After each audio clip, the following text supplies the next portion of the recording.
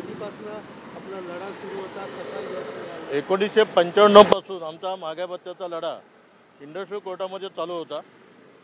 त्यावेळेला जी.आर. खानोलकरांनी ही केस टाकली होती आणि त्यानंतर जी.आर. खानोलकरांचा देहांत झाल्यानंतर आमचा जो लढा होता तो थांबला आणि त्यानंतर संजय संघवी आले 2000 मध्ये।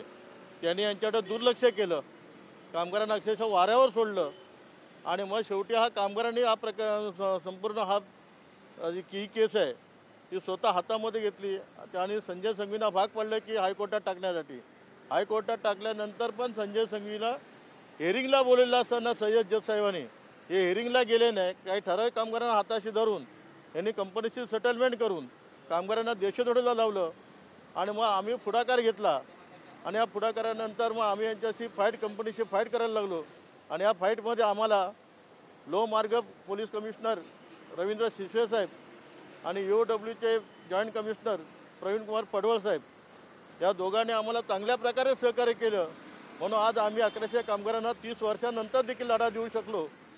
काय याच्यामध्ये खरं या दोघांचा मौल्यवान वाटा आणि बाळासाहेबांची कृपा आशीर्वाद आमच्या पाठीशी उभा होता, उद्धव साहेबांचं आम्हाला सहकार्य होतं आणि म्हणूनच आम्ही आज मातोश्रीवर येऊन आम्ही आज कामगारांना आम्ही आज न्याय दिलेला आहे। त्याचं आम्ही आज उद्धव साहेबांच्या असे धनादेशाचा वाटप करत आहोत। किती वाजता नेमकं होणार आहे, कशा प्रकारे होणार आहे आणि याच्यामध्ये एकूण किती कामगार होते ज्यांना म्हणजे 20 वर्षापासून लढा? 30 वर्ष आहे, 30 वर्ष। याच्यामध्ये 1100 कामगार होते, त्याच्यातले जवळजवळ 400 कामगार जवळजवळ आता ते काय आहेत ना देवंत झालेले आहेत आणि आता साहेब 12:30 वाजता आम्हाला जे 10-15 लोकांना कामगारांना आमच्या धनादेश त्यांच्या हस्ते होणार आहे आणि संध्याकाळी 5 वाजता आमदार सुनील राऊत साहेब आणि पडवळ साहेब आणि शिसवे साहेब यांच्या हस्ते कामगारांना उरविलेल्या कामगारांना धनादेशाचं वाटप होणार आहे।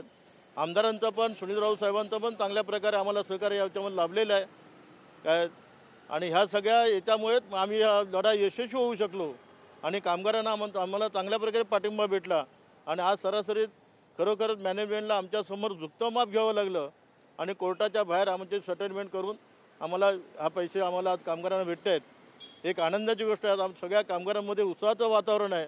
संध्याकाळी जवळजवळ 1000 कामगार त्या सभागृहामध्ये येणार आहेत।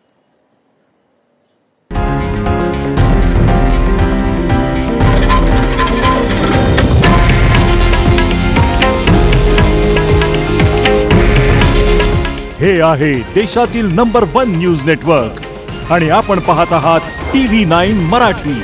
काळजी तुमची, हित महाराष्ट्राचं।